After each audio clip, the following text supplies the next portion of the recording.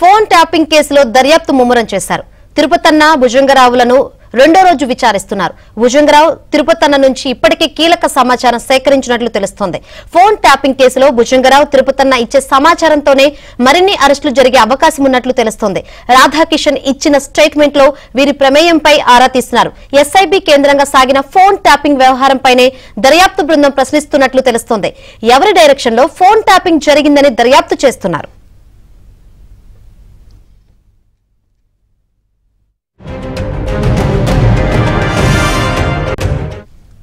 మరోవైపు telephone tapping కేసులో నిందితులపై telegraph చట్టం కింద చర్యలు తీసుకోవడానికి ఈ కేసును దర్యాప్తు చేస్తున్న సైబరాబాద్ కమిషనరేట్ పశ్చిమ జోన్ పోలీసులు సన్నద్దమయ్యారు.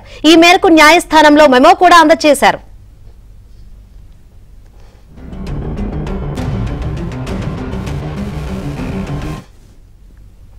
టెలిగ్రాఫ్ చట్టంలో 25వ నిబంధన శక్తివంతమైనది. అనుమతి లేకుండా ఫోన్ ట్యాపింగ్ కు పాల్పడిన వాళ్లకు 3 ఏళ్ల వరకు జైలు శిక్ష వేయాలని ఈ చట్ట నిబంధన చెబుతుంది. కొన్ని నిబంధనల ప్రకారం ఏకంగా 10 ఏళ్ల జైలు శిక్ష కూడా వేయొచ్చని చెబుతున్నారు. ట్యాపింగ్ కు సంబంధించి సరైన ఆధారాలు దొరకడం కష్టం కావడంతో ఇప్పటి వరకు ఏ రాష్ట్ర ప్రభుత్వం కూడా ఈ చట్టాన్ని ప్రయోగించే పరిస్థితి రాలేదు. తెలంగాణలో గత ప్రభుత్వ హయాంలో జరిగిన ట్యాపింగ్ కు సంబంధించిన ఆధారాలు పెద్ద ఎత్తున బయటపడుతుండటంతో ట్యాపింగ్ ను నిరూపించడం సాధ్యమేనని నమ్మిన పోలీసులు టెలిగ్రాఫ్ చట్టాన్ని ప్రయోగించాలని నిర్ణయించారు.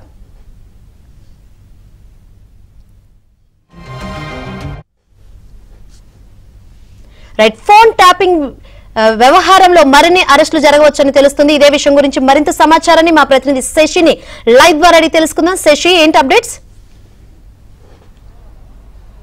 ఫోన్ ట్యాపింగ్ కేసులో తిరుపతన్న భుజంగరావులను ఇప్పటికే ఇద్దరిని విచారిస్తున్నారు. రెండో రోజు వారి కస్టడీకి సంబంధించిన విచారణ ప్రారంభమైంది. న్యాయవాది సమక్షంలో ఇద్దరిని కూడా విచారిస్తున్నారు. గతంలోనే వీరిని అదుపులోకి తీసుకున్న తర్వాత వీరి వద్ద ఒక స్టేట్మెంట్ రికార్డ్ చేశారు. తాజాగా విచారణలో భాగంగా ఇప్పుడు కూడాను స్టేట్మెంట్ రికార్డ్ చేస్తూ ఉన్నారు.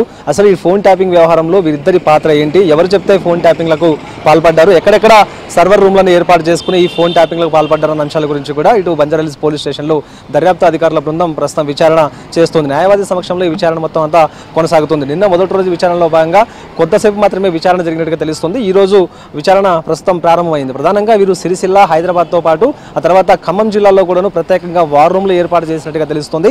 ఈ వార్ రూమ్లు ఏర్పాటు చేసి ఆయా నేతలకు సంబంధించినటువంటి ఫోన్లను ట్యాపింగ్ చేయడంతో పాటు వారి రికార్డింగ్లను కూడా విన్నారు. అనంతరం ఎన్నికల్లో అధికార పార్టీకి లబ్ధి చేకూర్చే విధంగా వీరంతా ప్రయత్నించారంటూ కూడా వీరి మీద అభియోగాల ఆరోపణలు ఉన్నాయి. ఇదే అంశాల మీద ఇప్పుడు ప్రస్తుతం విచారణ కూడా కొనసాగుతుందంటూ కూడా చెప్పుకోవచ్చు. ప్రధానంగా ఖమ్మం, వరంగల్ అలాగే హైదరాబాద్లో కూడా వార్ రూమ్లు ఏర్పాటు చేశారు కాబట్టి ఇవన్నీ ఎవరు ఏర్పాటు చేశారు, ఎవరు చెప్తే ఈ వార్ రూమ్లను ఏర్పాటు చేసి ఫోన్ ట్యాపింగ్లకు పాల్పడ్డారు, ప్రధానంగా ఫోన్ ట్యాపింగ్లకు సంబంధించినటువంటి ఎక్విప్మెంట్స్ ఎవరి సహకారంతో ఎప్పుడు ఎలా తెప్పించారన్న అంశాల గురించి కూడా లోతైనటువంటి దర్యాప్తు చేస్తున్నారు. ఇప్పటికే రాధాకిషన్ రావు ఇచ్చినటువంటి స్టేట్మెంట్ను కూడా రికార్డ్ చేశారు. అతను ఇచ్చినటువంటి స్టేట్మెంట్ ఆధారంగా అందులో వీరిద్దరికి సంబంధించినటువంటి పాత్రను కూడా బయట పెట్టే విధంగా ప్రస్తుతం దర్యాప్తు అధికారుల బృందం విచారణ చేస్తుందంటూ కూడా చెప్పుకోవచ్చు. అలాగే ఇప్పుడు ప్రస్తుతం తిరుపతన్న భుజంగరావు ఇచ్చేటటువంటి సమాచారం ఆధారంగానే మరిన్ని అరెస్టులు కూడా కొనసాగేటటువంటి అవకాశం అయితే ఉంది. కేవలం ఎస్ఐబిలో పనిచేసినటువంటి వీరిద్దరి మాత్రమే కాకుండా చాలా మంది ఎస్ఐబిలో వీరి కింద అండర్లో పనిచేశారు. సో ఇలాంటి నేపథ్యంలో వారికి ఆదేశాలు ఇచ్చినట్టుగా తెలుస్తోంది. సో చాలా వరకు కూడా కేవలం రాజకీయ నాయకులు